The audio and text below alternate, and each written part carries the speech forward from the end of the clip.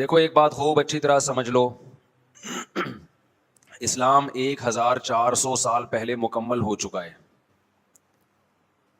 کسی واقعے کی وجہ سے اسلام کو تبدیل نہیں کیا جاتا، بلکہ اسلام کی روشنی میں اس واقعے کے جو تقاضے ہیں ان پر عمل کیا جاتا ہے. ہمارے ہاں ہو یہ رہا ہے، واقعات کی بنیاد پہ مسائل نکالے جا رہے ہیں. 10 محرم کا دن سیدنا حسین ابن علی رضی اللہ عنہ کی شہادت سے پہلے بھی عظیم تھا، اور سیدنا حسین ابن علی رضی اللہ عنہ کی شہادت کے بعد بھی عظیم دن ہے. آج آپ نے ایک نعرہ بہت سنا ہوگا کہ جی اسلام میں فرقہ واریت نہیں ہے، ہم کسی فرقے سے نہیں ہیں. میں بار بار کہتا ہوں کہ یہ بڑا خوشنما نعرہ ہے جو سننے میں بہت اچھا لگتا ہے. کچھ باتیں سننے کی حد تک بہت اچھی ہوتی ہیں، لیکن پریکٹیکل لائف میں ان کی ویلیو بالکل بھی نہیں ہوتی. جب آپ پریکٹیکل لائف میں آتے ہیں تو پھر آپ کو یہ فیصلہ کرنا پڑتا ہے کہ آپ کس فرقے سے تعلق ہے آپ کا. آپ سنی ہیں، شیعہ ہیں، معتزلہ ہیں، مرجیہ ہیں، قدریہ ہیں، ناصبیہ ہیں، کیا ہے آپ کا فرقہ؟ یہ کہہ دینا آسان ہے، میرا کوئی فرقہ نہیں ہے. اس پر سب سے بڑا اشکال یہ ہوتا ہے، یہ میں اس لیے فرقے کی بات کر رہا ہوں کہ آپ کو بھی طے کرنا پڑے گا کہ آپ یا تو شیعہ بن جاؤ بھائی، یا سنی بن جاؤ، ایک طرف ہو جاؤ. آپ محرم میں شیعہ بنے ہوئے ہوتے ہیں، رمضان میں سنی بنے ہوئے ہوتے ہیں، ربیع الاول میں بریلوی بنے ہوئے ہوتے ہیں، تو پتہ ہی نہیں چلتا کہ ٹکتا ہی نہیں ہے کسی ایک جگہ. اور یہ جو نعرے ہیں نا کہ اسلام میں فرقے نہیں ہیں، یہ ویسے ہی قرآن و سنت کی روشنی میں غلط ہیں. اسلام میں 73 فرقے ہیں، حدیث میں آتا ہے میری امت 73 فرقوں میں ڈیوائیڈ ہوگی، جن میں ایک جنتی ہوگا اور 72 جہنمی ہوں گے. تو ایک جنتی بھی تو فرقہ ہی ہوگا نا. جس نے عمل نہیں کرنا ہوتا نا، وہ یہ کہہ کے جان چھڑاتا ہے کہ میرا کوئی فرقہ نہیں ہے، تاکہ وہ بے پیندے کے لوٹے کی طرح لڑکتا رہے، کبھی ادھر کبھی ادھر، کیونکہ عمل تو کرنا نہیں ہے اس نے. آپ نے دیکھا ہوگا نا سیاست دانوں میں لڑکتے ہیں، ادھر پیسے ملے ادھر چلے گئے، ادھر پیسے ملے ادھر چلے گئے، ادھر پیسے ملے ادھر چلے گئے. تو ان کو کیا کہا جاتا ہے سیاست کی زبان میں؟ لوٹا کہا جاتا ہے. بھائی تم ایک سیاسی جماعت کے بارے میں سوچو جو تمہیں صحیح لگے، پھر اس پہ ڈٹ جاؤ. تو اسلام میں بھی 73 فرقے ہوں گے، نبی نے فرمایا. عین ممکن ہے ابھی 73 نہ ہو، کم ہو، لیکن قرب قیامت تک کتنے ہو جائیں گے؟ 73. ہو سکتا ہے ابھی 73 نہ ہو، ابھی 7 ہوں یا 8 ہوں یا 10 ہوں یا 15 ہوں، لیکن ہیں. اب ان میں سے ایک کیا ہے؟ بولو. جنتی ہے. تو آپ کو پتا ہونا چاہیے. موضوع سے ہٹ کے تھوڑی سی بات کروں گا، کیونکہ اس بات کی بھی کو لوگ غلط پہلو دے سکتے ہیں کہ فرقوں سے مراد کیا ہے. یہ جو فروعی مسائل کا اختلاف ہوتا ہے ائمہ اربعہ میں، یہ فرقوں میں داخل نہیں ہے. یہ چیز رفع الیدین کے ساتھ نماز پڑھنا، بغیر رفع الیدین کے پڑھنا، آمین زور سے آمین آہستہ، یہ تو صحابہ کرام میں بھی اختلاف تھا. یہ تو صحابہ کے دور میں بھی تھا، حالانکہ صحابہ کے دور میں 2 فرقے نہیں تھے. تو قرآن و حدیث کی تشریح میں جب اختلاف ہوگا، اس اختلاف کو فرقہ واریت نہیں کہا جائے گا. یہ ان 73 فرقوں میں شامل نہیں ہوگا. جیسے نبی صلی اللہ علیہ وسلم نے صحابہ کا لشکر بھیجا کہ بنو قریظہ پہنچ کے نماز پڑھنا عصر کی، کئی بار یہ حدیث بیان کر چکا ہوں.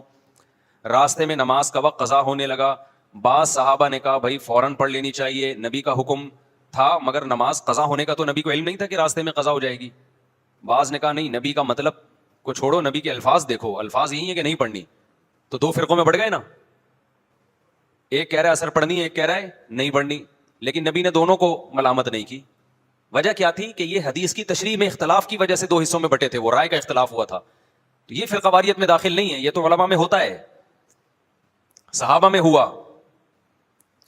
اس میں تو جس مفتی کی بات پر زیادہ اعتماد ہوگا اس کے فتوے کو فالو کیا جائے گا اور دوسرے پہ طنز نہیں کیا جائے گا. لیکن کچھ اختلافات اس سے اوپر کے ہیں. میں سمجھا پا رہا ہوں اپنی بات؟ آ رہی ہے نا؟ آسان مشکل بات تو نہیں کرنا میرے. کچھ اختلافات اس سے اوپر کے ہیں. یہ حنفی، مالکی، شافعی، حنبلی اختلافات، یہ وہ اختلاف نہیں ہے جو 73 فرقوں والے ہیں. یہ تو سب ایک دوسرے کو برحق سمجھتے ہیں. ابھی آپ نے سنا ہوگا امام حرم نے خطبہ دیا، مسجد نبوی میں بھی مسجد حرام میں بھی. میں چاروں ائمہ کا تذکرہ کیا، ابو حنیفہ، مالک، شافعی، احمد بن حنبل، ان کا کہ ان کے فالوورز جو اس خطبے کا میں مفہوم بیان کر رہا ہوں. کہ ہم نے قرآن و سنت کو ان کی رہنمائی میں سمجھنا ہے. بہت اچھا خطبہ تھا, اس کا مفہوم میں خلاصہ پیش کر رہا ہوں. تو یہ اختلاف تو فروعی اختلاف ہے, لیکن کچھ اختلافات کیا ہوتے ہیں, اوپر کے ہوتے ہیں. بیسک بنیادی عقیدوں کا اختلاف, ختم نبوت کا اختلاف, چھوٹا اختلاف ہے بڑا اختلاف ہے, بڑا اختلاف ہے. قادیانی بھی اپنے آپ کو مسلمان کہتا ہے, اور ہم قادیانی کو مسلمان نہیں مانتے. اب کوئی آپ سے پوچھے قادیانی ہو یا نہیں ہو, آپ بولے میں فرقوں کو نہیں مانتا, او بھائی تو جان چھڑا رہا ہے اپنی. آپ کو مینشن کرنا پڑے گا کہ آپ ختم نبوت کے قائل ہو یا نہیں ہو. اگر قائل ہو تو اس کا مطلب آپ قادیانی نہیں ہو. معتزلہ ایک فرقہ تھا اسلام میں, اس کی کچھ باقیات ابھی بھی ہیں. قدریہ ایک فرقہ تھا اسلام میں. خوارج ایک فرقہ تھا اسلام میں. بہت سے فرقے تو ہوئے, بنے اور تحلیل ہو گئے, اپنی اصل فارم میں رہے نہیں. کچھ لوگوں نے تقدیر کا انکار کیا, اسلام میں ایسے فرقے بھی پیدا ہوئے. اب تقدیر کا جو انکار کیا انہوں نے, یہ چھوٹا اختلاف تھا یا بڑا اختلاف تھا؟ بولو, بولنا پڑے گا آپ لوگوں کو پلیز. یہ بڑا اختلاف تھا, کیونکہ تقدیر کا عقیدہ تواتر سے ثابت ہے, تواتر سے. اس کا انکار انسان کو گمراہ بنا دیتا ہے, اسلام نہیں مانتا ایسے شخص کو. کچھ لوگوں نے زکوٰۃ کا انکار کیا ابو بکر کے دور میں رضی اللہ عنہ. یہ چھوٹا اختلاف تھا بڑا اختلاف تھا؟ بڑا اختلاف. ایک فرقہ وجود میں آیا, حضرت ابو بکر نے تلوار اٹھا کے ان کے خلاف جہاد کیا. جبریہ ایک فرقہ تھا, انہوں نے کہا کہ ہم مجبور ہیں, ہم جو عمل کرتے ہیں اپنے اختیار سے نہیں کرتے, گن پوائنٹ پہ اللہ ہم سے کرواتا ہے, چاہے نیکی ہو چاہے برائی ہو, ہمارے ارادے کا کوئی دخل نہیں ہے. جبکہ اسلام کیا کہتا ہے, فمن شاء فلیؤمن ومن شاء فلیکفر. تم اپنے اختیار سے نیکی بھی کرتے ہو, اپنے اختیار سے گناہ بھی کرتے ہو.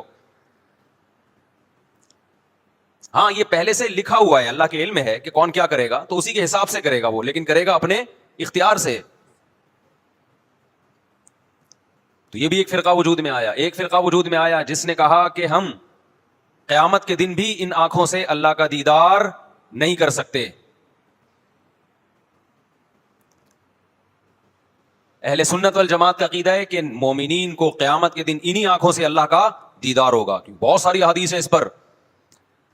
تو جب اتنے سارے فرقے وجود میں آئے, یہ نبی کے دور میں نہیں تھے لیکن صحابہ کے دور میں پیدا ہونا شروع ہو گئے, پھر تابعین, اور اب تک بنتے چلے جا رہے ہیں. اور جو شخص اٹھ کے بات کرتا ہے کہ میں فرقہ واریت کو ختم کرنے کے لیے آیا ہوں, میرا کوئی فرقہ نہیں ہے, تو سمجھ لو بغیر نام کے ایک نیا فرقہ وجود میں آ رہا ہے. کیونکہ جو اہل حق فرقہ ہے وہ تو ہمیشہ سے ہے, آپ کو اس کے اندر اپنے آپ کو شامل کرنا پڑے گا. نئی چیز مارکیٹ میں لاؤ گے تو حدیث میں آتا ہے میری امت گمراہی پہ جمع نہیں ہو سکتی. آپ جب نیا فرقہ لانچ کر رہے ہیں اور تمام فرقوں کو غلط قرار دے رہے ہیں, تو آپ بزبان حال یہ کہہ رہے ہیں کہ پوری امت گمراہی پہ جمع ہو گئی تھی. جبکہ نبی نے فرمایا ایک ہمیشہ کیا رہے گا, ہر دور میں ایک فرقہ برحق رہے گا, وہ جنتی, وہ ہمیشہ رہے گا, وہ کبھی ختم نہیں ہوگا. تو آپ کو چاہیے یہ تھا کہ جب آپ نئی چیز مارکیٹ میں لائے تو آپ کو کہنا چاہیے تھا میں صحیح والے فرقے کو فالو کر رہا ہوں جو یہ ہے, دلائل سے اس کو ثابت کرتے. جب آپ نے سب کو غلط قرار دے دیا تو اس کا مطلب آپ خود غلط ہیں, پھر آپ خود ایک نئی چیز لا رہے ہو مارکیٹ میں. اب یہاں سے آپ لوگ کی سمجھ میں آنا ختم. یہ بات سمجھا کے بھائی تھک گئے ہم یار, مان لو. تو فرقوں کی یہ جو باتیں کر رہے ہیں نا, زیادہ تر ہمارا کوئی فرقہ کسی فرقے ٹوپی ڈرامہ ہے بھائی. تو کتنے سارے فرقے پیدا ہونا شروع ہو گئے. خوارج پیدا ہوئے جنہوں نے حضرت عثمان کو قتل کر دیا. خوارج کیا تھے کہ امیر کی اطاعت نہ کرنا اور باتیں یہ کرنا کہ ہم سسٹم تبدیل کرنا چاہتے ہیں, ہم برائی کو برداشت نہیں کر سکتے, ہم غلط چیز کو برداشت نہیں کر سکتے.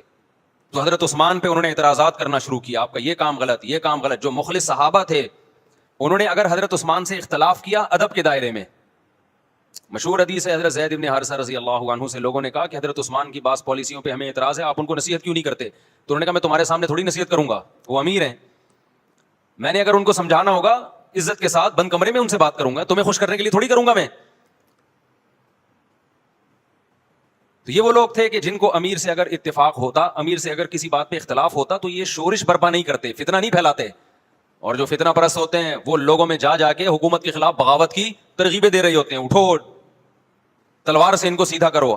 تو تلوار تو نہیں چلتی, اس تلوار سے فائدہ تو نہیں ہوتا. اس تلوار سے کیا ہوتا ہے, مسلمان آپس میں لڑ پڑتے ہیں, امن خراب ہوتا ہے. نبی صلی اللہ علیہ وسلم نے ارشاد فرمایا خوارج کے بارے میں, یہ ایک ایسا فرقہ ہے, فرمایا ان کی عبادت ایسی ہوگی کہ تم ان کی عبادت کو دیکھ کر اپنی عبادت کو کم سمجھو گے, نیک اتنے ہوں گے دیکھنے میں. اور آپ صلی اللہ علیہ وسلم نے فرمایا ان کی تلوار ہمیشہ مسلمان کے خلاف اٹھے گی, بت پرست اور غیر مسلم ان سے محفوظ ہوں گے. آج دیکھ لو, بغاوت کے نام پہ, اسلامی ریاست کی تحریکوں کے نام پہ مسلم ملکوں کو ہی تباہ کیا جا رہا ہے, مسلمان کو ہی قتل کیا جا رہا ہے. یہ کہتے ہیں پاکستان میں سسٹم تبدیل کرو, سسٹم ہم بھی چاہتے ہیں تبدیل ہو پاکستان میں, لیکن آئین کے تحت, تمیز کے دائرے میں, تلوار چلا کے نہیں. کہتے ہیں نہیں ہم نے تلوار چلانی ہے, ہم نے الٹ دینا ہے, تو پھر جاؤ بھائی غیر مسلم ملک کو الٹو نا پہلے جا کے. وہاں پتہ ہے یہ تقریر کی بھی تو فوراً اندر ہو جائیں گے. سارا خون خرابہ مسلمان ملکوں میں ہی کرنا ہے تاکہ اور ہم کمزور ہو جائیں. مجھے بہت لوگ کہتے ہیں مفتی صاحب آپ سسٹم کی تبدیلی کی بات کیوں نہیں کرتے. میں کہتا ہوں بھائی سسٹم کی تبدیلی کی ہم بات کرتے ہیں, لیکن وہ جو گراؤنڈ ریئلٹی کے مطابق ہو, جو سوٹیبل ہو. ورنہ مبہم نعرے لگا دینا کہ نظام بدل دو, خلافت قائم کر دو, سسٹم چینج کر دو, ایسے مبہم نعرے لگا کے نوجوان طبقے کو آپ اندھیری گلی میں بند کر دیں, یہ بہت آسان ہے. ایسا جنازہ جس کو پتہ ہی نہیں کہ دفنانا کہاں ہے ہم نے, تو باتیں کرنے پر گورنمنٹ کی طرف سے کوئی پابندی نہیں ہے, باتیں آپ بہت بڑی بڑی کریں. جو علماء سسٹم تبدیل کرنے کی کوشش میں لگے ہوئے ہیں نا, وہ باتیں کیے بغیر لگے ہوئے ہیں. اور جنہوں نے نہیں کرنا ہوتا وہ بار بار یہ نعرہ کیش کراتے ہیں سسٹم چینج کرو سسٹم. یہ ملا لوگ مسجدوں میں بند ہو کے بیٹھ گئے ہیں, یہ مدرسوں میں بند ہو کے بیٹھ گئے ہیں, یہ تسبیحیں ہاتھ میں لے کے بیٹھ گئے ہیں. آج کل ہر آدمی اٹھ کے نا ملا لوگوں کو اس طرح سے برا بلا کہہ رہا ہے, یہ ملا لوگ کچھ بھی نہیں کرتے, یہ مدرسوں میں بند ہو کے بیٹھ گئے, یہ دم درود کر رہے ہیں. بات کرو سسٹم کی تبدیلی کی, تو آپ کون سا سسٹم تبدیل کر رہے ہو بھائی, آپ بھی تو باتیں پھینک رہے ہو. اور جن ملا لوگوں کو آپ کہتے ہو نا یہ مدرسوں میں بند ہو کے بیٹھ گئے, کبھی آؤ ہم مدرسوں کی سیر کراتے ہیں آپ کو, تو پتہ چلے گا وہ سسٹم کی چینجنگ کے لیے کتنے مؤثر اقدام کر رہے ہیں. اور اب تک جو پاکستان میں اسلام بچا ہوا ہے وہ بھی انہی کی محنت کی وجہ سے بچا ہوا ہے. خالی پیلی کے دعوے, بس باتیں. ایک تو آج کے دور میں جس نے مشہور ہونا وہ مولویوں کو برا بلا کہنا شروع کر دے, اس کا منجن دبا کے بکتا ہے مارکیٹ میں. یہ سارے مولوی ایسے, سارے مولوی ایسے. لوگ کہتے ہیں ایک مسیحا آ گیا ہے بھائی, سب کو غلط کہہ دیا, اب یہ ہے صحیح. لیکن ان دلوں میں تیل ہوتا نہیں ہے, باتیں ہوتی ہیں باتیں. تو میں فرقوں کی بات کر رہا تھا محرم کے حوالے سے کہ آپ کو یہ مینشن کرنا پڑے گا آپ کدھر کے ہو, ادھر ہو یا ادھر ہو. تو میں عرض کر رہا تھا کہ اسلام میں بہت سارے فرقے پیدا ہوئے. ایک فرقہ پیدا ہوا جس نے کہا کہ قیامت کے دن ہم اللہ کا دیدار نہیں کر سکتے.